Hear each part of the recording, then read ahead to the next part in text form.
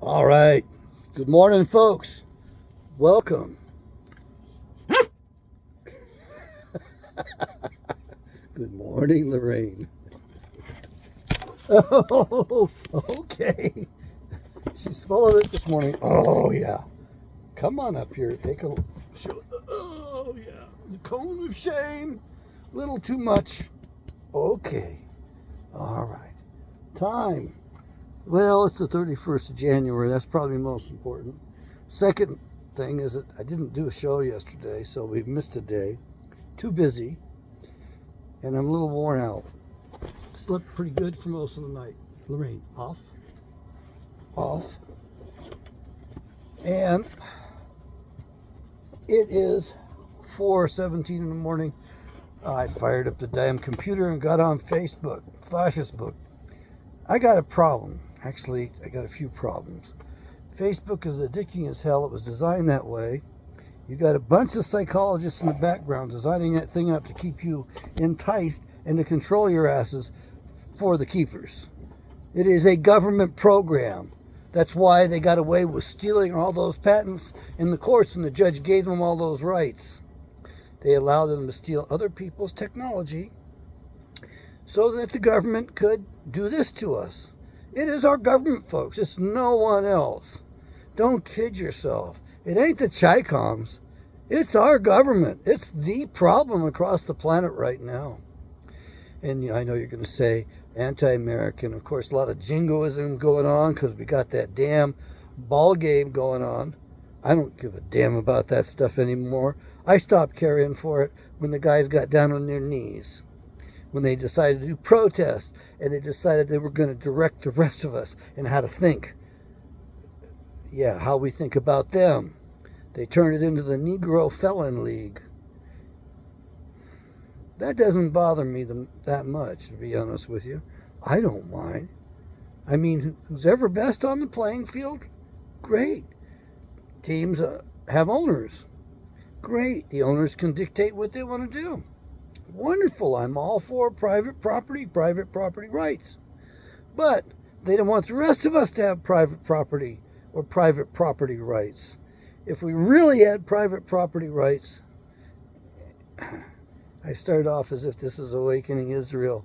I barely crawled out of bed. This is the Dr. Kent Show. This is giving psychology away, and I need to remind myself. If you want to tune into Awakening Israel, I gave you a great show yesterday. It's about an hour long. I think it's good. I'm not getting much feedback. I sure wish I got some comments and some directions. I got some jerks following me around that make threats. It's about all I track right now.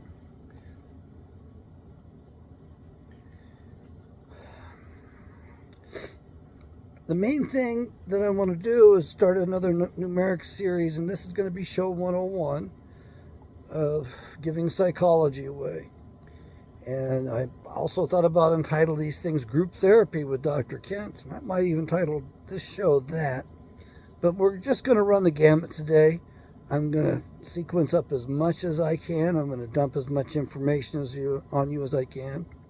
I'll tell you what I don't like is every time I turn around on this mass media, which is all controlled, everybody that's on the radio that's syndicated is controlled. They have to be beholden to those who are trying to rule over us, who have been ruling over us. They have to be beholden to that bunch of bullshit, or they don't get syndicated. Dan Bongino is a key player in all this because he's great, except he's a traitor, an unwitting traitor. He doesn't even know what the hell he's doing. He supports the enemy. He had the enemy on and glowed all over the enemy like they were, oh my God, goo goo gaga, like he was a goddamn teenage girl, worshiping the Beatles all over again, passing out over them. Yeah, I like Dan Bongino. He does dig some things up pretty good. But his biggest problem is that he worships the sacred cow that the rest of you, well, the rest of them, worship. I don't know. If you're tuning into my show, you probably think differently. I can't imagine you're mainstream at all. I've got almost 200 subscribers on this channel and almost 100 on the other channel. Not much, but I'm not giving up. Why am I not giving up? Because I got a vision for America. Oh, and we can't get anybody to run for president. Maybe I should do that. Why would I want to be president? Well, I guess my hair is already beyond being gray, so I don't have to lose the color of my hair over the stress of that job. If I was president, I'd restore this government properly. I'd kick the other asses out. I really would. I'd be throwing a lot of people out of the country. I'd be restoring the original structure our founders gave us with improvements. Those improvements are small tweaks, if you will. And a lot of those would come out of the Deep South, because the South was actually right in that war. No, I'm not here to defend slavery, but I will tell you this. The result of that war was to enslave us all. It enslaved all Americans. And I know, Beck's an asshole, man. He's nothing but a New World Order hack. He is doing his best to control you. Oh, we're all conservatives. I mean, the guy, I'm sorry, but the guy makes me sick. Sean Hannity used to make me pretty sick, and I couldn't listen to him for years. Now I can tune into him because he's kind of novel once again. But he's another New World Order hack. These people are all controlled. It is controlled opposition. And they all do psychological hit jobs on you all the time. I mean, Beck is out there trying to sell you on some wonderfulness of the status quo. The man is full of crap. He gets one thing right and almost everything else wrong. And Bill O'Reilly, he's another hitman for the New World Order. Another mockingbird asshole. Seriously. I don't trust a word he says nor a word he writes. And then everywhere I turn and tune in, listen for the truth on whatever. Man, none of them knows the truth. Now, I'd like to be able to say I knew the truth, that I know the truth. I come pretty close. I come closer than most because I rely upon the Bible as a foundation for my thinking, the foundation of my being, the foundation of Western civilization. That actually tells us what's coming next. Actually, I think it tells us very divergent paths that are possible for us in the future. That's what gives me hope. But I don't know. We may be facing a worldwide catastrophe here. Then again, I think that if we straighten ourselves up, Yahweh might repent himself of even that. My dream for America. I wrote this up, put it in a letter to President Trump, along with a lot of other letters. Man, was I foolish to think he'd be responsive. My dream for America requires that we, the people, get our government back. Because if we don't, we're going to have hell on earth. We're going to have sacrificial fire, was the old term in the Old Testament, written 2,500 years ago. We're going to have nukes in modern parlance. That's what they're setting up in the Ukraine. The same people that starved the Ukraine, not just once, twice. 2 genocides in the Ukraine. The same people that did that are now focusing on genociding the whole planet, the entire world, because they want to go through this next Earth Age transition and come out on top once again. They've done it half a dozen times before. They've dug in, they come out, they preserve some of their technology somehow, and they keep their secrets, and they rule over the rest of us with it. And we are in the culmination of the beast system. On the other show, I picked up with Daniel 9 and read till the end. On the other show, I'm going to proceed reading from Daniel forward, the stuff that Daniel was not shown, and it's been pulled out of the Bible. That's not in there anymore. And I'm doing my best to get it put back in there. I am getting a little bit of resistance, but it ain't going to last long. The floodgates are going to open up and we're going to get blessed with the full word that we had before. And I run into the Catholics. Man, I'm sorry. They're full of themselves. They think that nobody else should be reading the Bible or have anything to do with it. It's their baby as far as they're concerned. Man, they never heard of the Eastern Orthodox Church, the Russian Orthodox Church, places in which the old traditions were preserved much better than in the Western Church. All right, I'm going to tell you my first tip, and I probably should be making separate videos on this, but attitude of gratitude. You got to have it. I got to have it. I don't do real good with it. I start thinking about myself, my needs, my wants, and I think about how I want to do things. I don't think about how Yahweh wants me to do things. That's where I screw up. Because if I turn to Yahweh, it goes much easier. Yahweh wants me to be grateful. Yahshua, his son, and we can argue about whether he was just Yahweh, Creator, Father, God himself incarnate, or if he was the Son. I will tell you this, Adam was the son of Yahweh. I think that's important you learn that, because it's important to know your identity. I gave you the identity on this channel, in this series, in the letters. I think I did that one. I'm giving up on the letters. I'm trying to go back to numbers because both channels are operant. I need to get to the 200 subscriber mark, just about there on this channel. And I need to get to the 100 mark on the other one. I need to start selling Bibles. I've got some needs I need to take care of. I need to raise about 80 grand to get the motorhome I want so I can get more functional. I'm going for broke. Maybe I don't have enough time left in this body to take advantage of that. I have had dreams and visions about the great event when I was a little boy. And I'm afraid it's coming.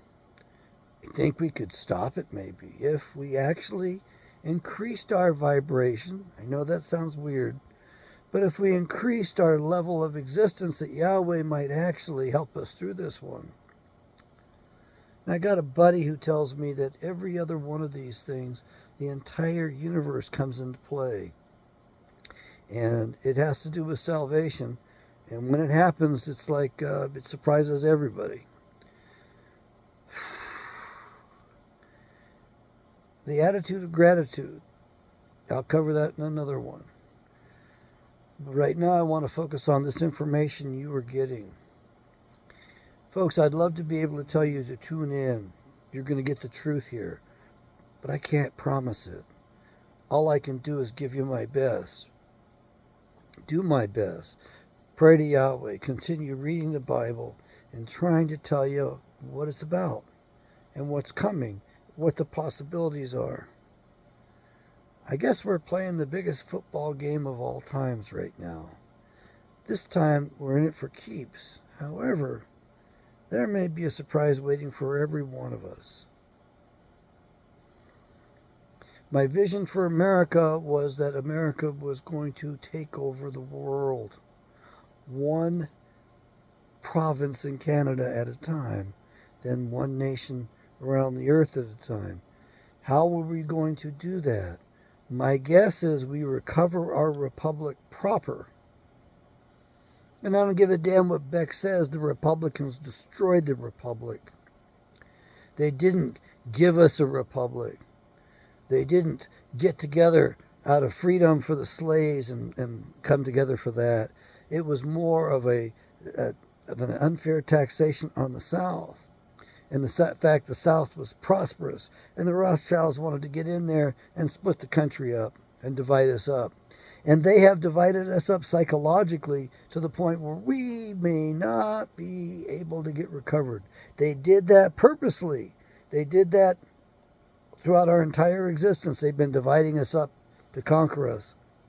And they've got us very much divided. So let me give you some guidelines. As far as your discriminatory thinking, your fine thinking, you want to discriminate and make finer levels of discrimination.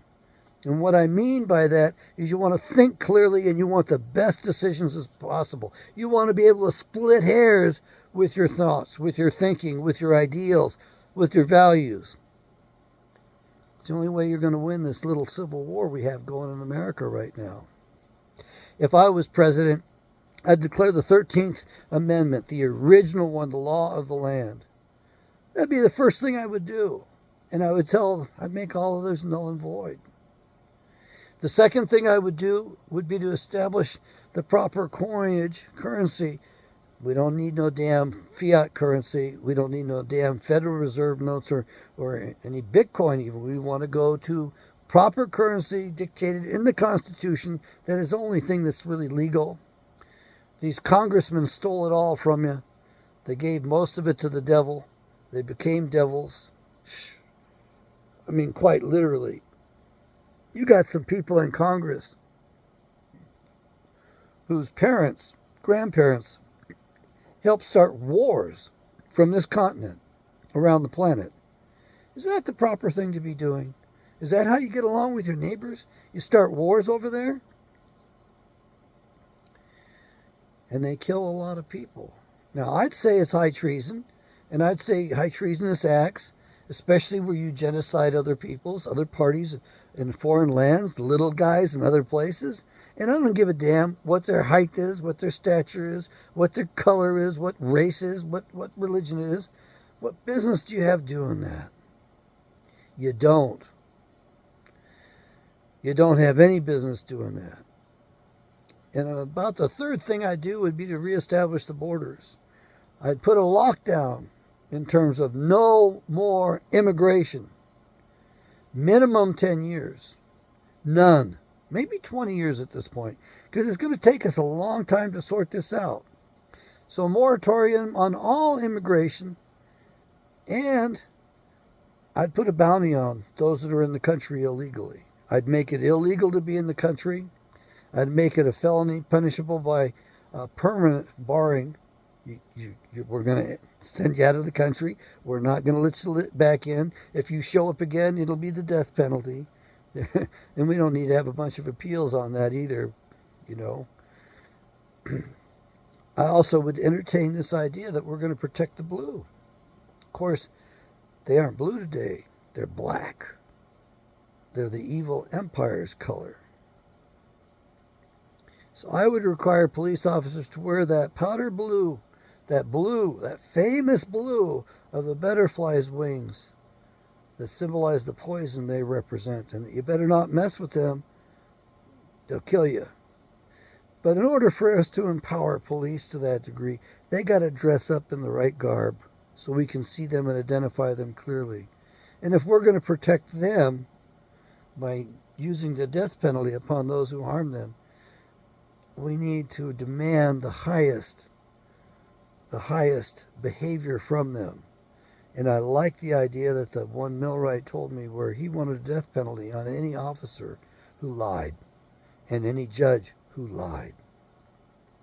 Because we're entrusting them with our lives, not just our freedom, with everything.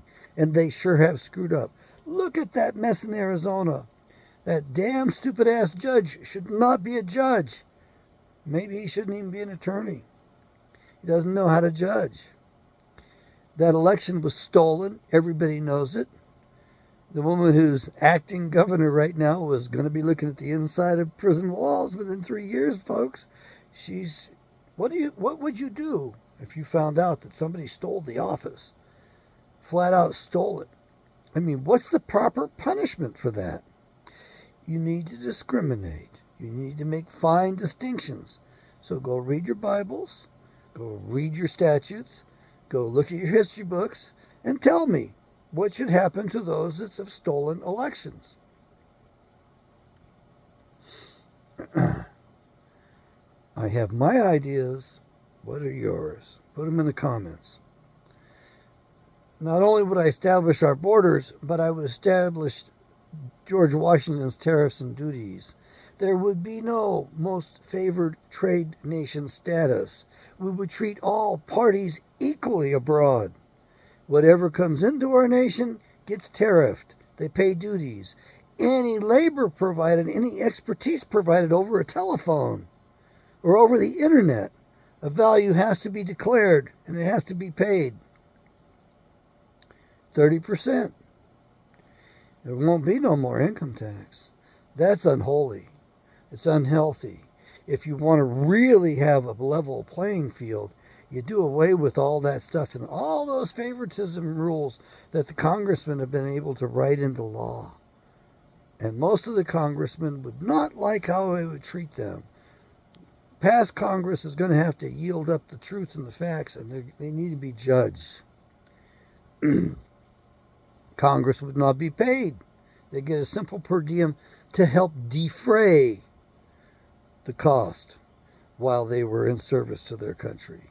So in other words, they get a simple maybe $100 for lodging and $50 for meals, $150, and they don't get it unless they serve that day. No voting in absentia. Nobody else can vote for you. You vote, and you're present when you vote. And if you vote, if you fail to vote, if you miss a vote, you don't get the per diem. That's all there is to it.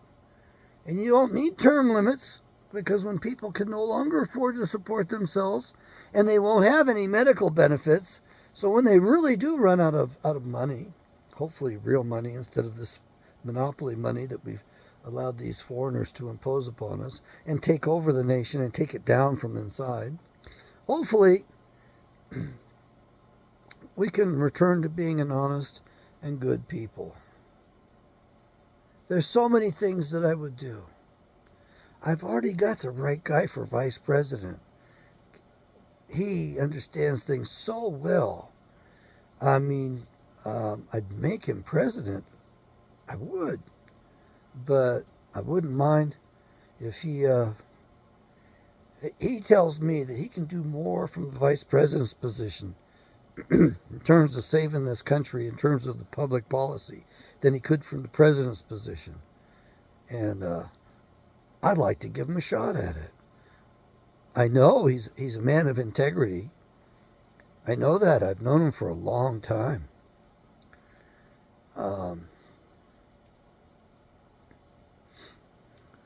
We need to go back to the roots, the foundation that our founders gave us.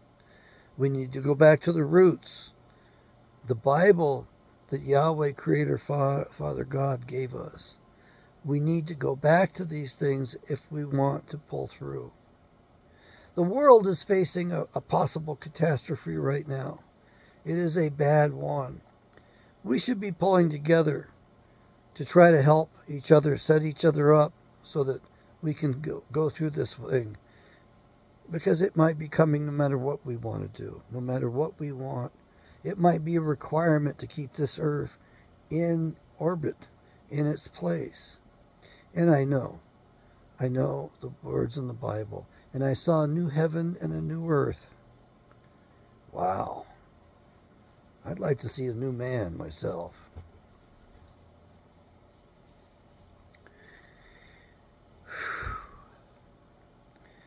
We are facing rough times. We don't know the truth. They played tricks on us with our language ever since the Tower of Babel. It's in the Bible. Get it out and read the story of the Tower of Babel. It's an important story, and there are lots of offshoots from that are very important as well.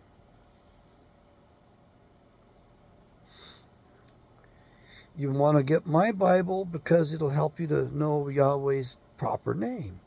So you can call upon Yahweh. And you can ask him to step into your life and guide you. Take it over.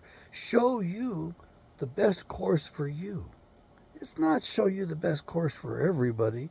That's why you got to read it yourself. And you can't get to the truth of it unless you're reading it for yourself. Every one of our founders was schooled on the Bible. And some of them had bad reactions to it. Patrick Henry, he didn't like it very much. Okay, he did make some major contributions, but he also got the schooling everybody else got. He was able to think very clearly. He made fine levels of discrimination in his thinking. He was able to split hairs.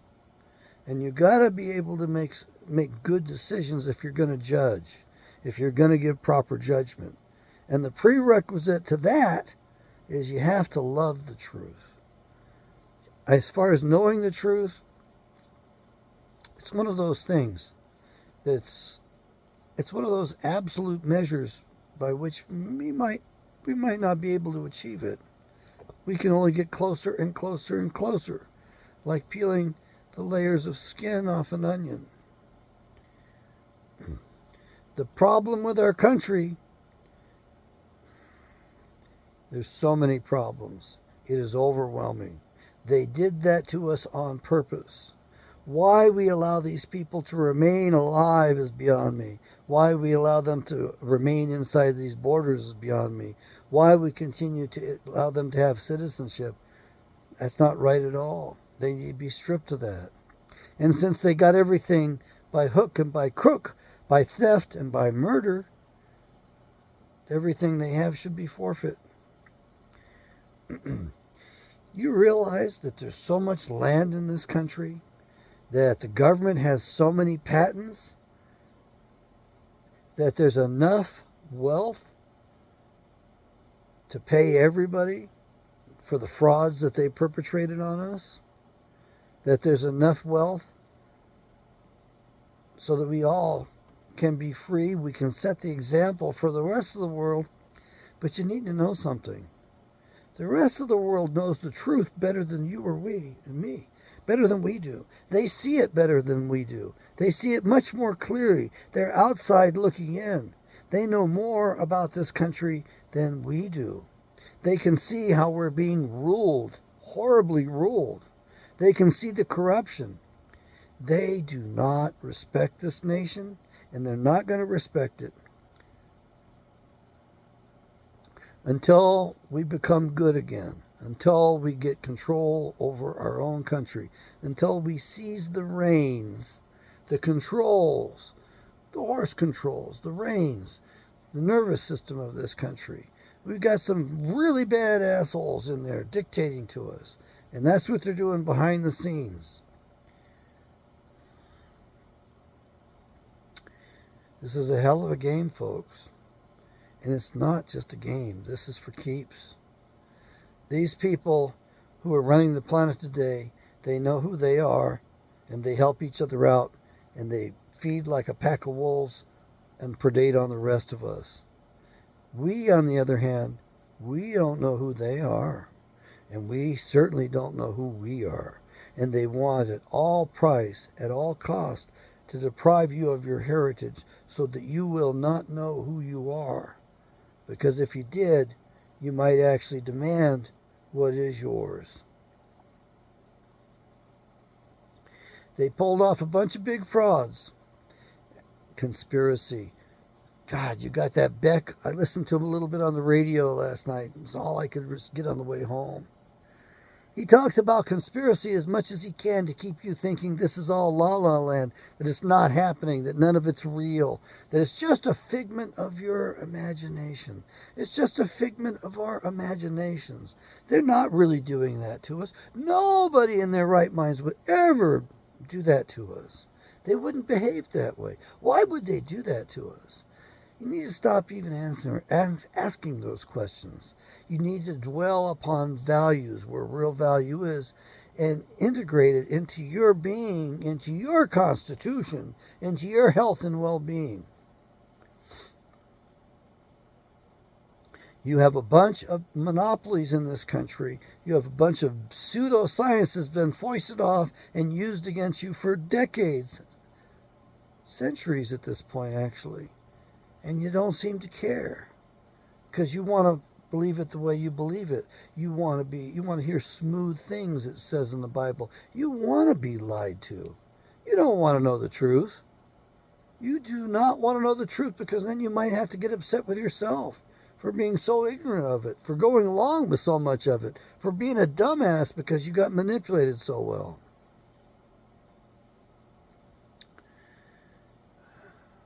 It reminds me, they took us over by giving this Judeo-Christianity. There is no Judeo-Christian heritage. That's one of their fabrications. Yeah, you heard it right. I said it. In case you're wondering, the Israelite faith is entirely separate, even from this modern Christian faith. So they got you running around saying, who are you to judge? Who are you to judge me? How dare you? How dare you judge? How dare you judge me? I got news for you.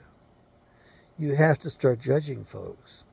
And I'll tell you what it does say in the New Testament, buried in one of those little tiny books. Don't you know you will judge angels?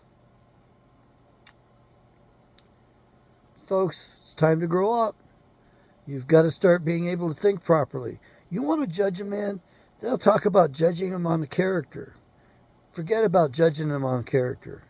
I'm going to tell you what you judge them on. Behavior. What they have done. And don't dwell on, well, they didn't mean to do that. That's not in their character. They just made a mistake. Oh, he wasn't in his right mind. He was drunk at the time. That's what the natives up here in Alaska say all the damn time. You can't convict one because he was drunk. He wasn't himself. He wasn't in his right mind. Now, you might think that's a quaint way to look at it. How novel, how nice, lets them get away with anything. Look, it actually might be a more accurate way to look at it. But I'll tell you this about Native Alaskans. They won't help you if you're drifting down the river and your motor won't start. They'll wave hello at you and they will smile at you. And you may think, well, that's being passive-aggressive.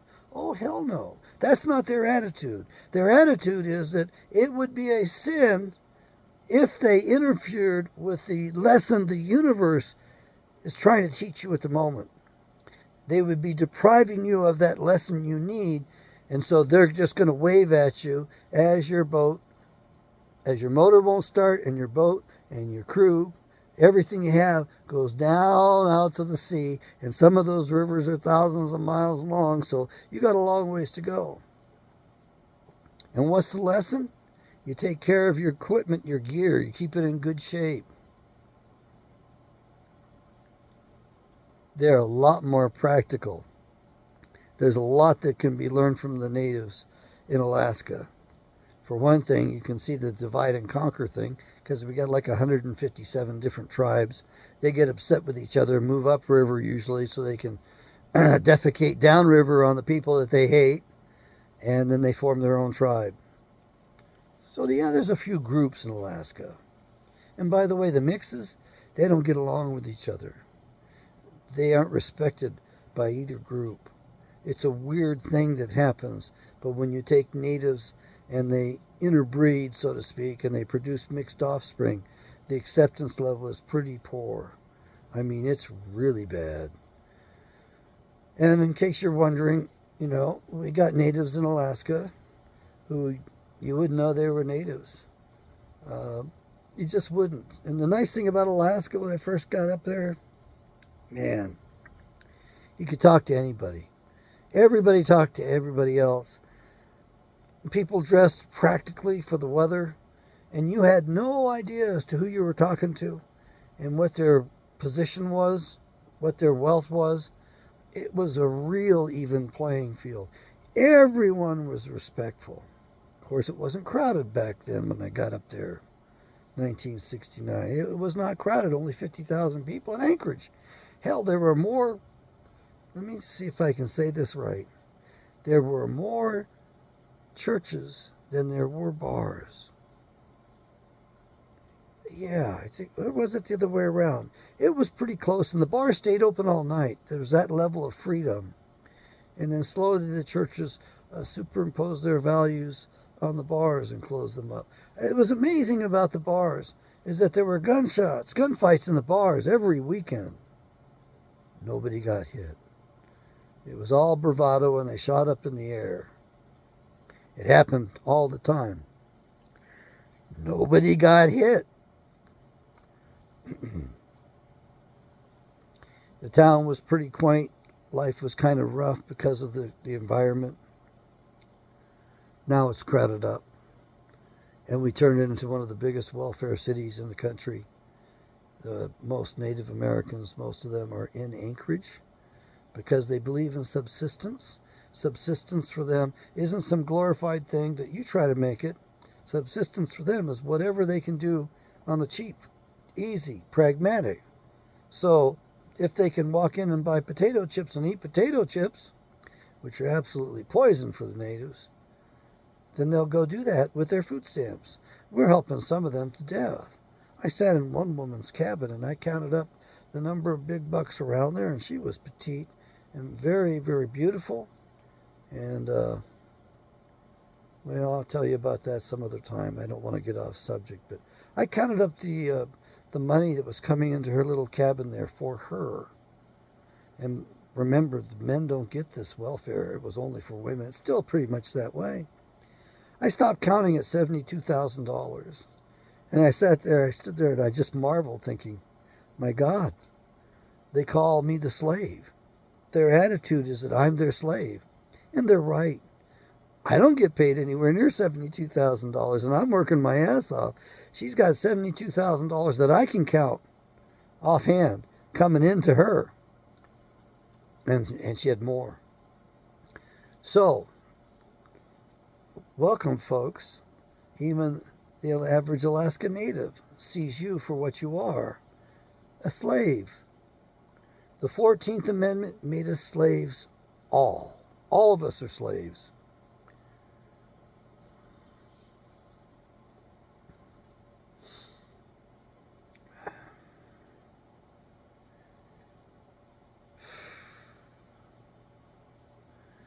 I'd like to get more comments and feedback. That would really be nice. I'd like to bust through the algorithm a little bit better. We do need to take this nation back. That we're going to. We have to. There's no other choice. They will nuke us if they can. It's in the Bible, so it is a possible outcome. It is a very likely outcome since we turned our back on Yahweh, on God, on Creator Father. We don't even know his name.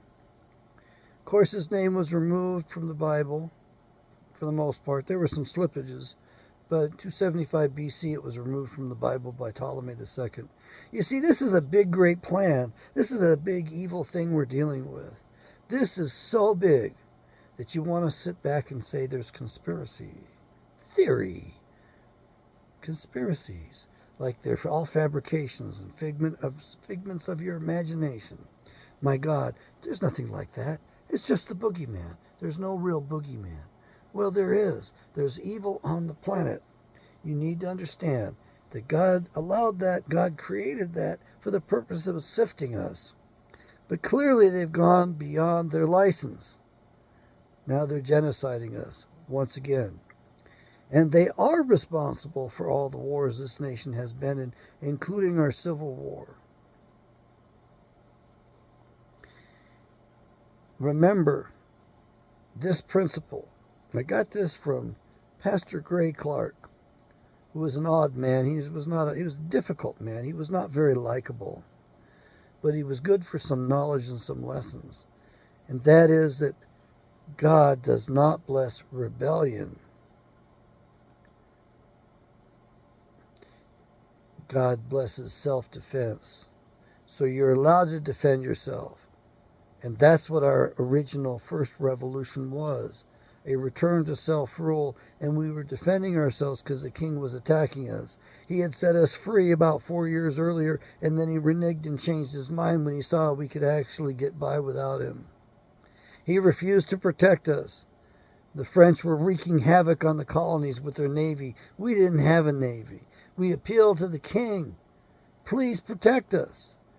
And he did not fulfill his required duties to protect us. We didn't want to be separate. We didn't want independence. We liked it the way it was.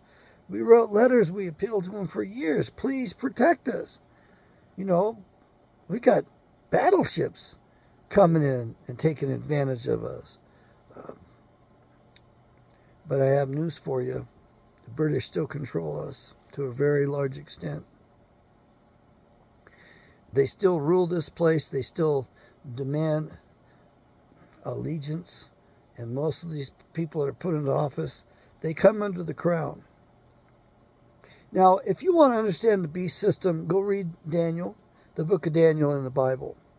You'll come up with the symbols. You'll come up with the personages. And if you want to read about the beast system today, you go read the apocryphal books, 2 Esdras in particular, Go read it. 1 Esdras, 2 Esdras. Esdras is just a Latinized form of the name Ezra. There is the book of Ezra in the Bible. And the book of Nehemiah. Next to each other. They were contemporaries. You need to start learning biblical principles so you can think for yourselves. You heard me right. You're not thinking for yourself. They do these slogans to us all the time. You can't think outside of these catchphrases that they program you up with. They program you up with their symbols all of the time, and that's even a deeper mesmerization, a deeper black magic than language. And so they're doing these traps on you all the time. Psychological warfare. I mean, I can't even begin to scratch the surface on it. I really wasn't aware of it. They make sure that psychologists aren't trained to know that stuff at all unless they're working for the man, unless they're working for the masters of the plantation. And that's what we do. Psychologists help the masters rule over the masses. And you need to get used to this phrase. Used it a long time ago. Ike did not get it right. Ike only got part of it. He didn't realize it was a military industrial complex. He just talked about the military industrial complex. It is a medical military industrial complex.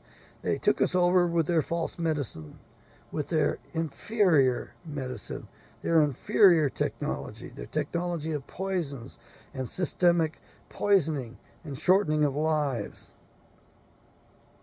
These people are wicked people. They come out of a wicked country, and the old tradition is that they majored in poisoning other people.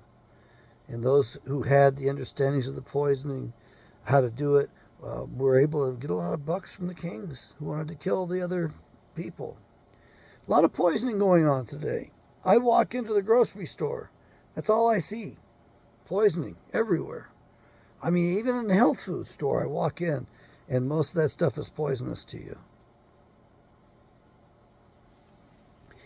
And you were designed not to eat the dust of the earth, not to rely upon these refined, these chemicals, these minerals.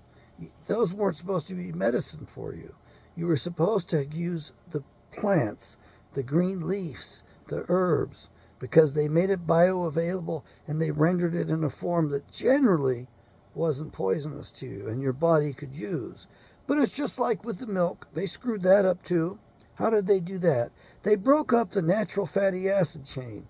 With their pasteurization, they spray that stuff high speed, pressurized, and they break up the fatty acid chains that is in nature, which your body can recognize and can put to use. Instead, they give you this broken stuff. Your body doesn't know what to do with it. It stores it and it lodges in different parts of your body and causes you problems because your body doesn't know how to handle it.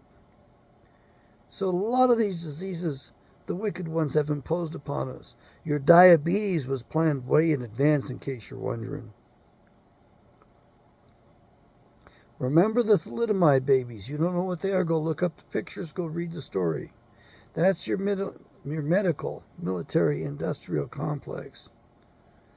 And these physicians who rule the roost, who get 2.5 times more the salary of the next highest paid position, next highest paid profession, I mean, they're not the gods we've made them out to be. They don't deserve that homage. And I never understood for my life why when the communists went into an area, they killed the physicians first. Why when the people had an uprising and did a communist purge, a bloodbath, they went after the physicians first. Now I think I understand it a little bit better. Because they understand they've been under their thumb and they haven't treated them well. I'm not doing real great myself right now. This is the critical period for me.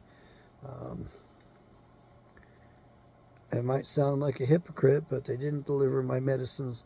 They didn't issue them in a timely manner. And my blood pressure's way too freaking high. Shooting an air rifle this weekend. My eyesight was changing, so I'm going to go see the ophthalmologist, maybe even the ophthalmic neurologist as well. I have to spend a lot of money to get one stupid ass question answered. I mean, it's not even worth the copay, and they're getting paid big bucks by the insurance companies, who are centralizing all care and dictating what treatment is possible, is available to the rest of us, dictating how they're going to poison you slowly but surely. Yeah, you need to think of it that way. Look, Adam and Eve, back then, they used to live 800, 900 years. Well, that's been reduced. The Bible said now it's going to be 120 years. I don't know anybody making 100. Well, I know one guy that made 100 years. But I don't know anybody making 120 years. I'd like to have 120 years of health. Imagine if you got rid of these deteriorating diseases that are inflicted by this medical profession. That would be nice. In case you're wondering, we're losing at least 12,000 people a day here in the United States of America are dying because of that jackass profession. Due to them. And we're probably losing on the order of 25,000, maybe 35,000 or more every day being disabled by modern medical treatment. Yet we still consider them God. Oh, my doctor says so, so you have to allow me to do that. My doctor says this or that. Why can't the individual man be empowered for change? Why can't an individual man just say, hey, I got the dog with me to keep me civil and, keep me from killing y'all. I haven't killed anybody all day, so it must be working pretty good, so leave me and my dog alone. What, I got to go get a license? To get the license, I got to get a permission slip from one of the modern witch doctors. Witch doctor. Think about that. Which doctor do you see? Which doctor? The old hags that practice with the poisons or practice with the psychological enchantments.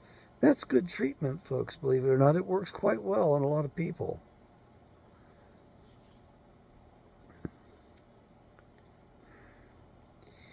You need to pull yourself up by your bootstraps. You need to become independent within the society. There should be no welfare at the federal level. It's immoral, illegal. You cannot rob Peter to pay Paul. It's unconstitutional. So if you want welfare, your state governments and your county governments, even lower, can do it, or your municipalities. But your central government can't do it. It doesn't have the right to do that. Yet, we've allowed this evil beast to grow. And I think 80% of it could disappear overnight and would be better off. Life would be better without 80% of what we have for government today. And others are saying 85% of it. Mel K says 85% of it can be cut out. Man, I just can't help but wonder how envious Mao would be. How envious Fidel would be. How envious, oh my God, the guys that rose up in Russia. Or Adolf. I can't just imagine how envious they would be if they could see the power that is wielded today, which you can't see, which you're not aware of. Because if you became aware of it, you'd probably melt in your tracks. Your heart would melt within your chest. Where do we hear about hearts melting in the chest? We read about it in the Bible. It's something that would happen. Men's hearts would fail them. It's going on today. How did they know all of that stuff? So that all these different men at different times, different places, could write something that became so cohesive.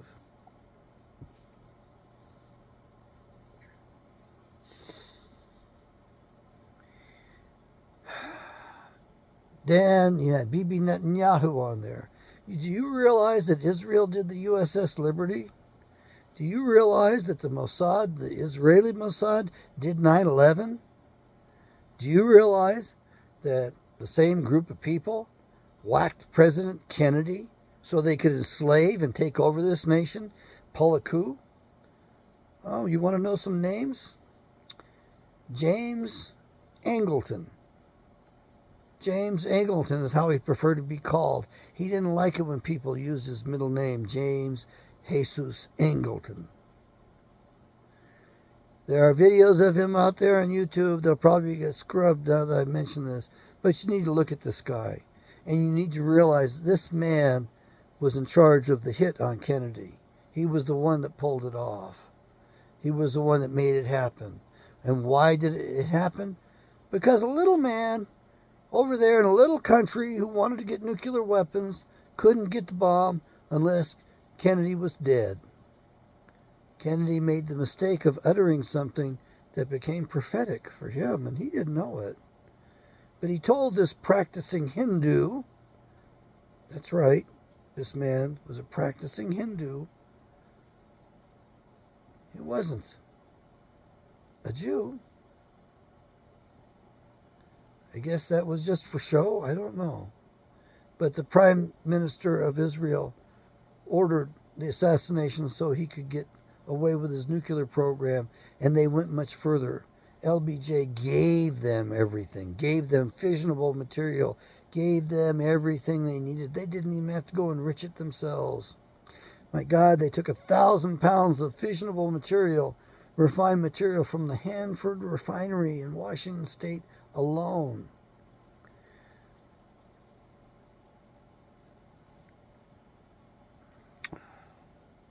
We allowed ourselves to be taken over because it felt good. We allowed ourselves to impose rules, laws upon the other son of a bitch because it didn't affect me. It just affects the other son of a bitch. Well, it comes back and rules you too. And that's what we've got today. We don't have property rights anymore. You have a certificate of title. You don't even have actual title. And title is another symbol after all. But you don't have any land rights anymore. You don't own any property. You're renting it to the government, from the government. You have to pay your rent or it gets taken away from you. I'm talking about taxes. You have to pay homage to one of their golden calves, one of their sacred cows. That is education. I don't want to pay for their education system. I don't want to do with it anything with it at all.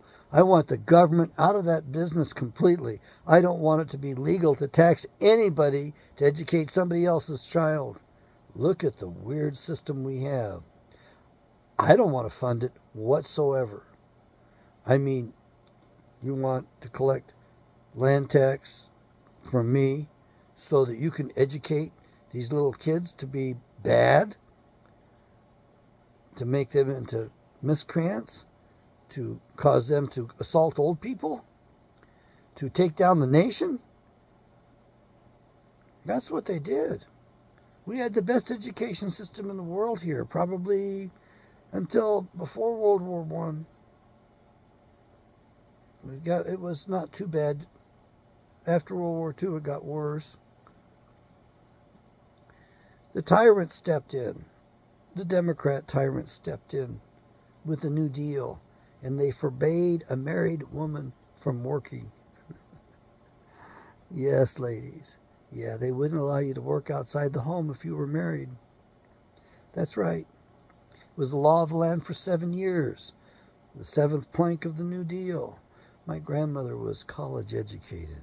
She graduated from Mount Holyoke in like 1917. Wow. She had a college education way back then. She was a very smart woman.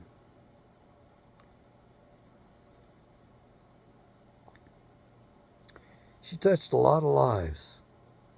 A lot of people showed up for her funeral.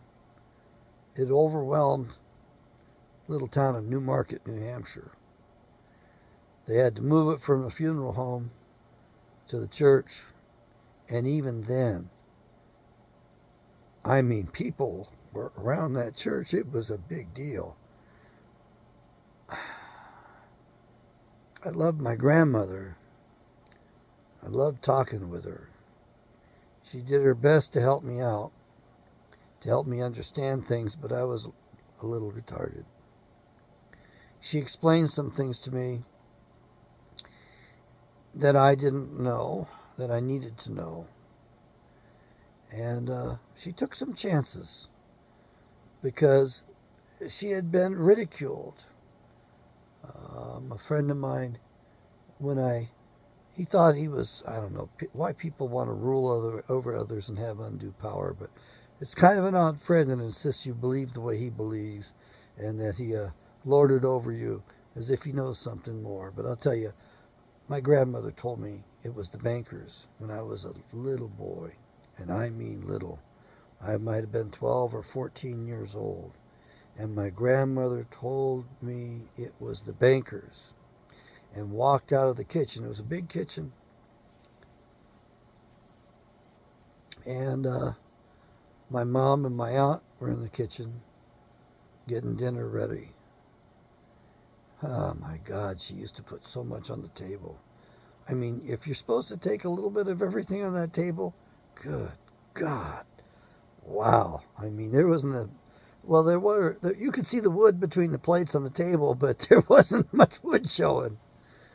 I loved her custards in particular, and some of the other things that she made.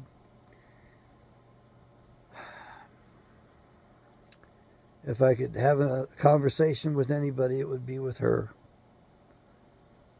I want to ask her what she would think of this world, but I'm afraid that this world, just seeing it today, would kill her all over again. Her heart would break if she could see what's going on today. One of the things she told me, because I was I was a little too young to be a hippie at the tail end of that era, or error. Let's call it error, because it was a major error.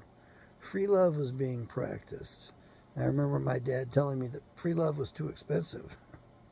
Yeah, my dad had a pretty good saying on that one. That was a good one.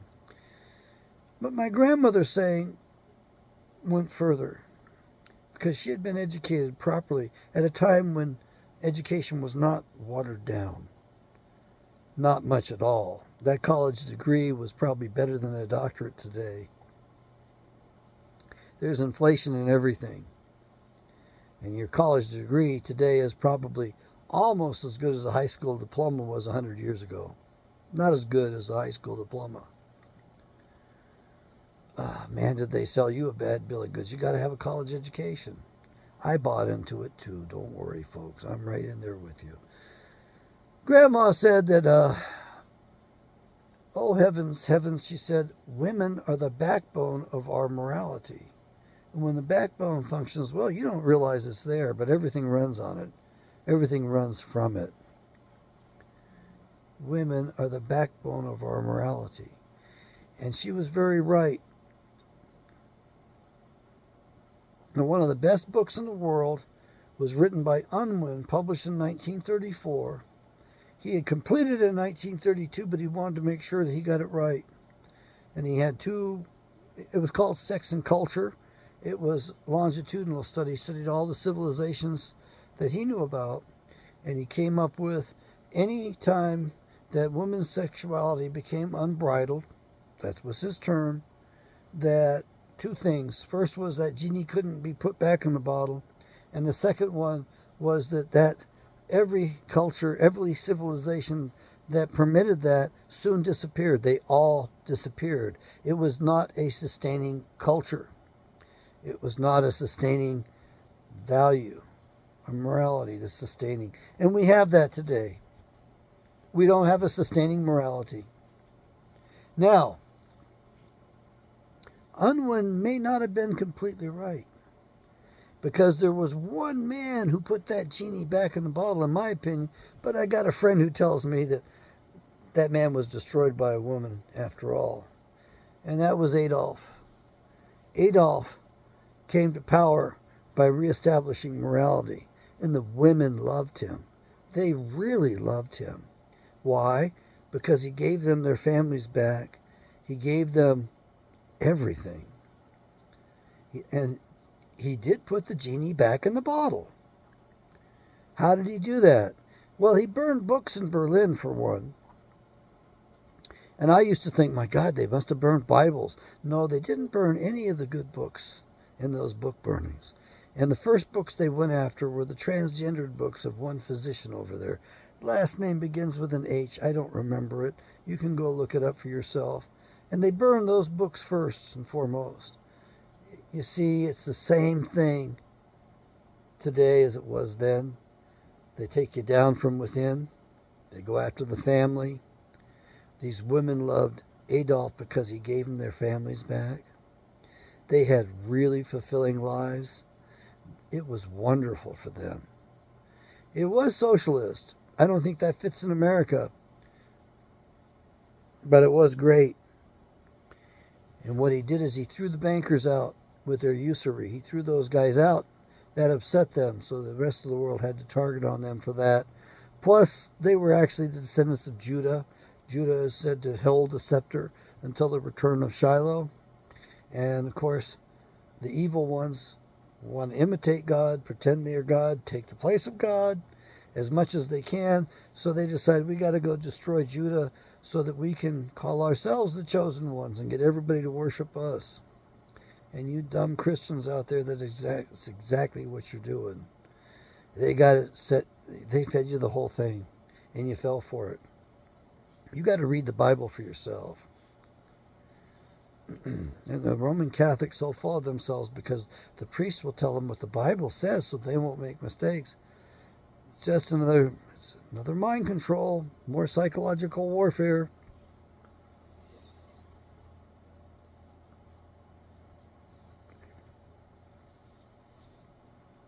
Why did Adolf go over so well, especially with the women? Well, I'm going to tell you this.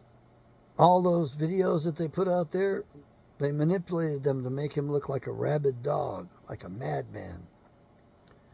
And his physicians, towards the end, were poisoning him, slowly but surely. So he may have become a madman towards the end.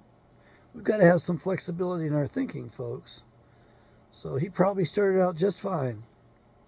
And if we listen to the one recording of his voice that we have, it sounds glorious.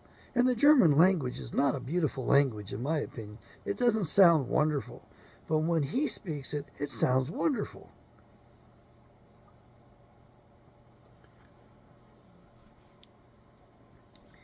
He created 6 million jobs.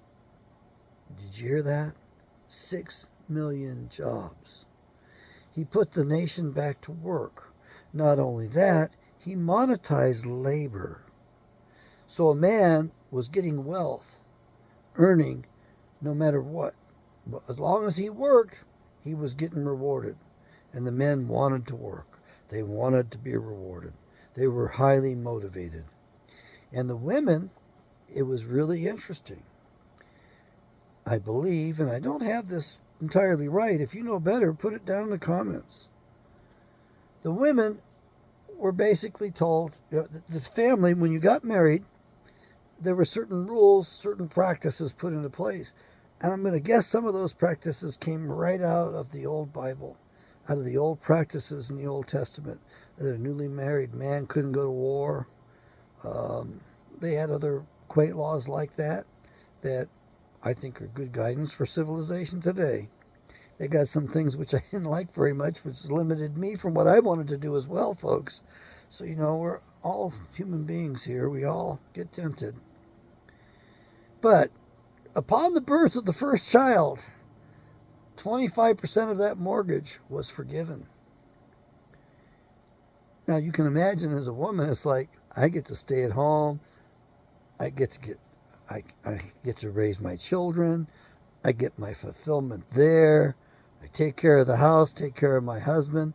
He's working, and upon the birth of the second child, half the mortgage is forgiven. And of course, the third child, it was another 25% of forgiveness, so 75% was done away with. And upon the birth of the fourth child, house was free and clear. Now, that's an economic stimulus program. Having children, even without that social welfare that Hitler gave them, That's stimulation and stimulation, economic stimulation in itself. It's always been a motivator. My God, I got another mouth to feed. I better go out there and hunt a little harder. I better have some success this time because the kid's crying. He's hungry.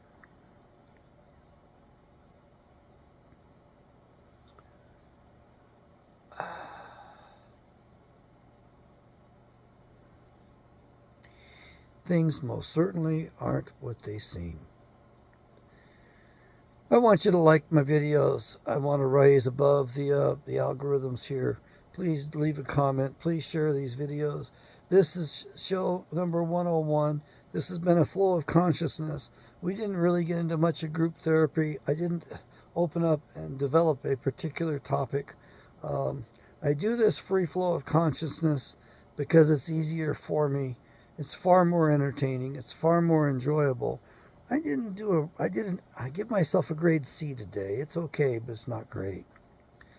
So I'm going, and if you would give me some input as to what you want, as far as recovering this nation, as far as getting this planet back from the evil one and his children, or who they are and all that, you tune into both of my shows. You go over to Awakening Israel, and you're going to see some straight stuff from the Bible that, well, I guess I might be guilty of embellishing, or am I explaining? That's up to you to determine. And as I always say, you need to read the Bible for yourself. And you need to be able to talk freely with one another, to brainstorm, to allow the unusual ideas to be expressed. Because that's when the Spirit's there, and you will grow. And you will walk away knowing more and being more respected and more respectful. And that's what you want. There's nothing more that I love than talking about the truth that's in the Bible. And all these folks on the talk shows will say you how they're telling you the truth. Folks, they aren't telling you the truth because they can't know the truth. They refuse to sit down and read the Bible. If they had the Bible going, they'd be able to discern better. It doesn't mean everything they say would be right, but it would be a heck of a lot better and their lives would improve. If I get 5% Bible readers in this nation, we turn it around, we save this nation, thereby saving the planet, we might have Pax Americana. That is one of the possible outcomes in this particular game we're playing.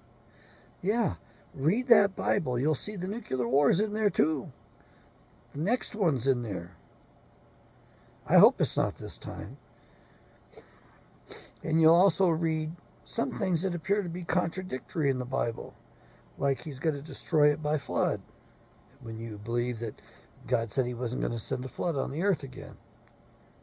Really? Does that include mud? Does that include the earth rolling itself? Does that include volcanic eruptions? All right, folks, that's all I'm going to do. I'm over time. This is show number 101, new numbering system. Go over and check out Awakening Israel. I think you're going to find it much more interesting than this. I didn't do real great today, I'll be honest with you. Hopefully, I get on a roll, but I'm only going to do one show followed by the other channel, so I can keep track of these numbers. And I really do want to get the Bible out there to you. It's my mission. It's my goal. This Bible is better than the 1611 King James Version. And I swear by Yahweh that I'm going to make it better yet. How? Stay tuned. Yahweh bless.